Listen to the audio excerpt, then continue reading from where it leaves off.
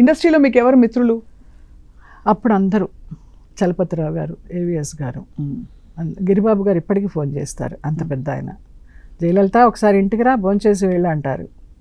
రామానాయుడు గారు ఉన్న కాలంలో, జయమ్మ ఉన్నాయా, నీకు సినిమాలు ఉన్నాయా, లేవా, డబ్బు కావాలా, ఆఫీస్కి రా, ఒక కాఫీ తాగి తీసుకెళ్ళు అనేవారు. అంత ఆత్మీయంగా ఉండేవారు. అయ్యో అస్సలు రామానాయుడు గారికి ఎంత ఇష్టమో. నేను నాన్నగారు చాలా ఫ్రెండు.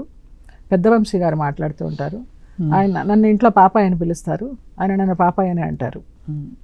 నన్ను వేషం కోసం తీసుకువెళ్తే ఆలాపన టైంలో నాన్నకి వేషం ఇచ్చారు. ఆ గడ్డం అదంతా చూసి, మీ అమ్మాయి బాలే, నాకు నువ్వు బాగున్నావు, భానుప్రియకి డాన్స్ మాస్టర్గా చెయ్యి అనేసి. వాళ్ళిద్దరు మంచి ఫ్రెండ్స్. ఇంకా తర్వాత ఏప్రిల్ 1 విడుదల నుంచి ఆయనకి మీరు కంటిన్యూస్గా అసలు చాలా నచ్చుతా. పాపాయ్ అంటారు. ఆయన్ని వాళ్ళ అమ్మ అబ్బు అని పిలిచేది, నేను అబ్బు అనే పిలుస్తాను. అంత అనుబంధం ఉంది. రీసెంట్గా ఆవిడ లక్ష్మక్క పోయారు, వంశీ గారి వైఫ్, కిడ్నీ ఫెయిల్ అయ్యి. రేపు నవంబర్కు ఏమో 1 year అవుతుంది. అయ్యో, చాలా ఆయన కూడా చాలా మనసు చాలా బోళా మనిషి. ఏది ఉంటే అది మాట్లాడేస్తుంటారు. చాలా మందికి నచ్చరు. ఆయనతో జర్నీ చేసిన వాళ్ళకి నచ్చుతారు, కొత్త వాళ్ళకి ఏంటినా అనేసి నచ్చరు. శరత్ బాబు గారితో మీ స్నేహం చాలా, ఇంతవరకు ఎక్కడా చెప్పలేదు. ఆయనతో చాలా యాత్రలు చేశాను నేను.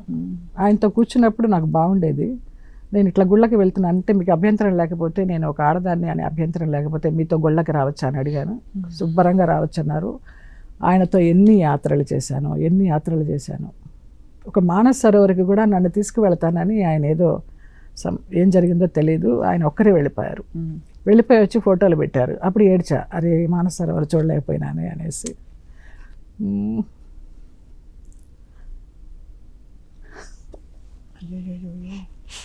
బంగారు తల్లి, మీకు ఏడుపు తెప్పించేసాను. నన్నందరూ తిడుతున్నారు ఇంటర్వ్యూలో, ఏడవకు నువ్వు అసలు మేమందరం ఉన్నామని, కానీ ఒక్కొక్కసారి వచ్చేస్తుంది. తల్లి ప్లీజ్. అయ్యో, అప్పుడు ఆయన హాస్పిటల్లో ఉన్నప్పుడు 2 నెలలు బెంగళూరులో ఉన్నారు, 2 నెలలు ఏజీలో ఉన్నారు. వెళ్ళేదాన్ని, ఎప్పుడు వెళ్ళేదాన్ని, బాబా అని. అసలు సృహలో ఉండేవారు కాదు. 72 సంవత్సరాలు అంత ఆరోగ్యంగా ఉన్న మనిషి ఒక్కసారి తెలియకుండా చాలా ఎలాగైపోయినారని చాలా కడుపులోంచి దుఃఖం వచ్చేస్తుంది. ఇంకా తన చావు చూసిన తర్వాత కూడా మనమే ఉందిలే, మన జీవితం ఏముందిలే. అంత డిసిప్లిన్గా, అంత కొండలు గుట్టలు ఎట్లా ఎక్కేవారో తెలుసా. నేను గుర్రం మీద డోలీలో వెళ్తుంటే నేను వెళ్ళిన 10 నిమిషాలకు ఆయన వచ్చేసేవారు నడిచి. వైష్ణవిదేవి కానీ, అమర్నాథ్ కానీ, కేదార్నాథ్ కానీ, నేను చాలా యాత్రలు చేశాను. ఆయన భగవంతుడు నాకు ఒక గైడ్ లాగా పంపించాడు అనుకుంటా.